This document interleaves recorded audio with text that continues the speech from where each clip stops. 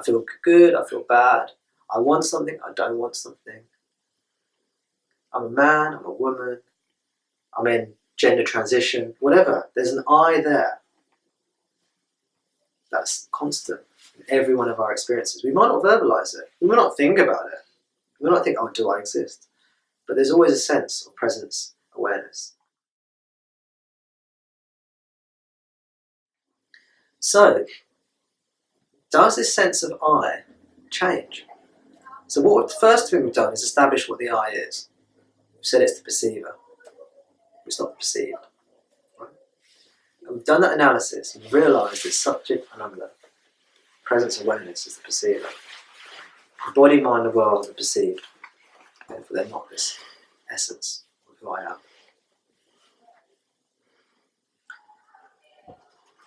am. But does this sense of I change? It's the next question I want to ask. Or does it always stay the same? So the teaching says a sense of I never changes. So this is one of the comments what Pierre was saying before. What changes is the perceived, the objects. Anything that changes is the perceived. One of the, I said this is called Atma Vichara, self-inquiry. Another word for it is Atma, Anatma, Viveka. Now, if those of you remember the teachings from last time, Viveka means discrimination. Viveka means telling the difference. Discrimination means telling the difference between two or more things. That's what the word discrimination means. Atma means self. Anatma means not self. Viveka means discrimination. This means telling the difference between what's me and what's not me. What's the subject and what's the object. And the subject is that which does not change. Because we always feel like in the waking state, just it's the waking state, we always feel like I'm experiencing the waking state. I feel good, I feel bad. I want something, I don't want something. I'm a man, I'm a woman. I'm in gender transition, whatever. There's an I there. That's constant in every one of our experiences. We might not verbalize it. We might not think about it. We might not think, oh, do I exist? But there's always a sense of presence awareness. It's always in there. Deep sleep, I feel.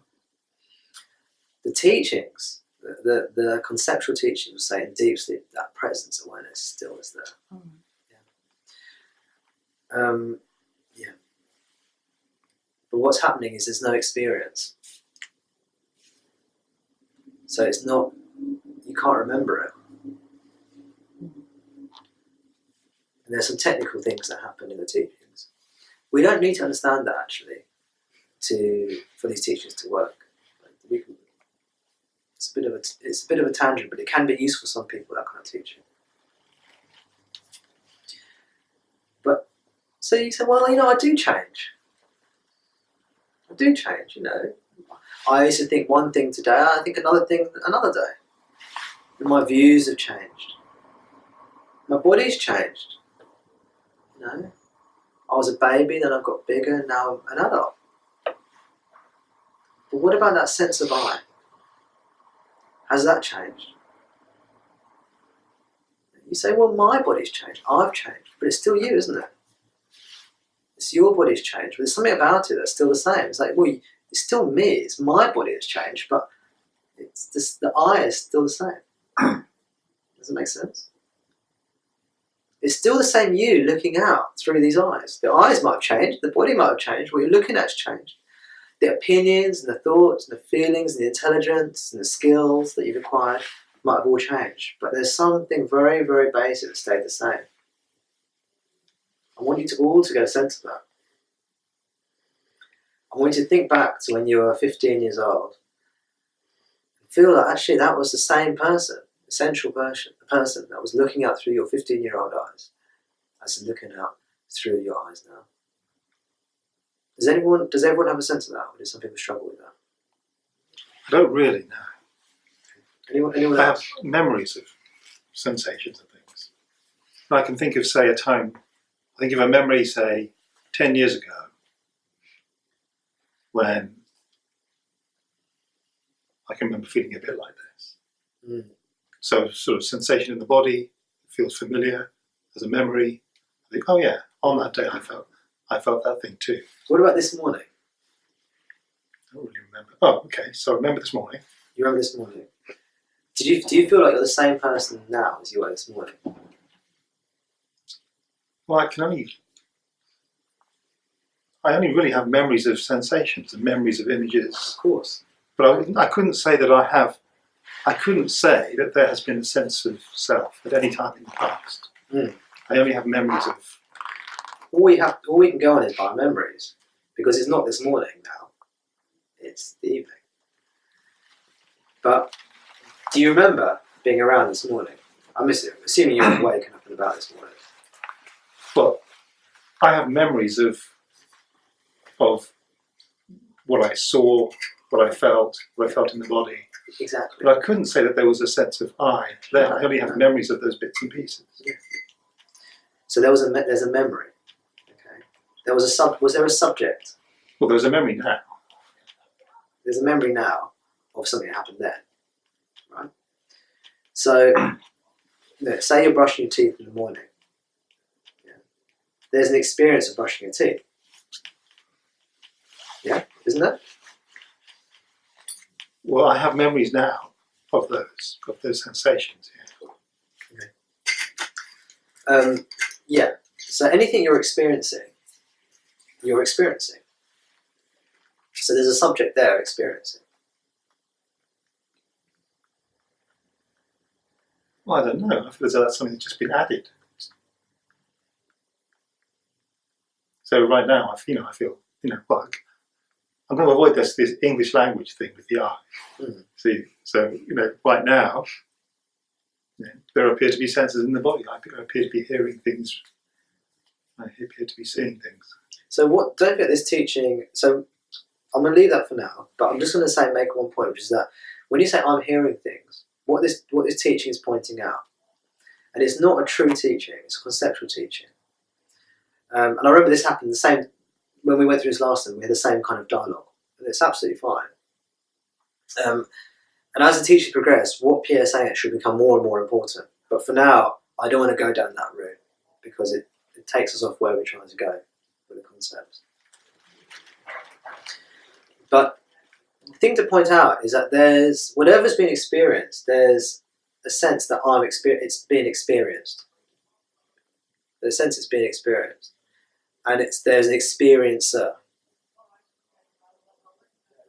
There is that which is experiencing. Does anyone else have a problem with that?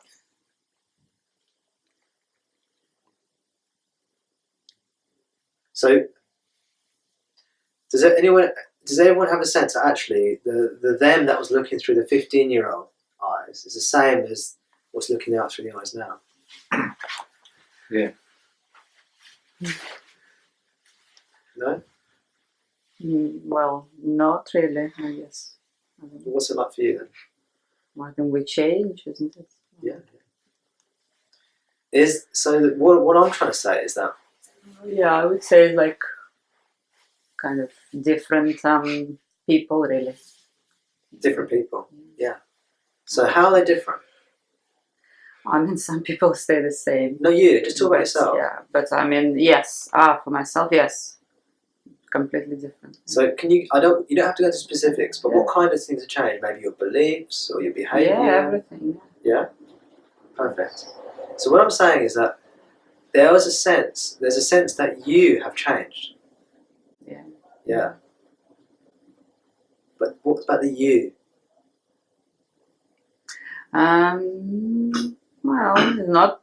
Yeah, I mean, it's probably in the same time, but it's same and it's different. So it's like a contradiction, kind of. It's different me, huh? Yeah. Yeah, but there's a sense that you. So yeah, kind of me is still me, but it's different me. Exactly. This is the mixing I talked about earlier. You see. So what has changed? The body has changed. No, not the body. Everything. A lot of things. Well, not just the body. Just layers, I guess. We get like different layers and whatever, like chameleons. Well, not we, okay, I. It's really important to understand these teachings. Mm. It's really important to see if you can get them. It helps in so many different ways. There are some problems with the teachings, which is what Pierre's touching upon. But even with those problems, you can still get a sense of it, even if you can't fully accept it. They're pointing at something. So the body has definitely changed, right? Since you're 15. Yeah, yeah. So the body's changed. Yeah. Are we saying that the mind has changed? Yes. Yeah. And the world in which we live in has changed. Yeah. Yeah. Has anything else changed apart from those three things? There's nothing else left, is there?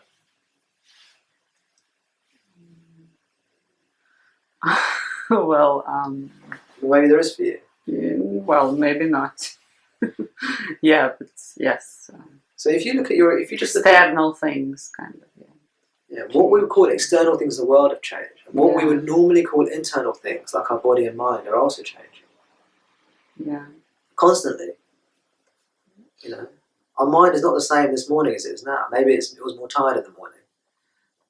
Maybe it's more tired now.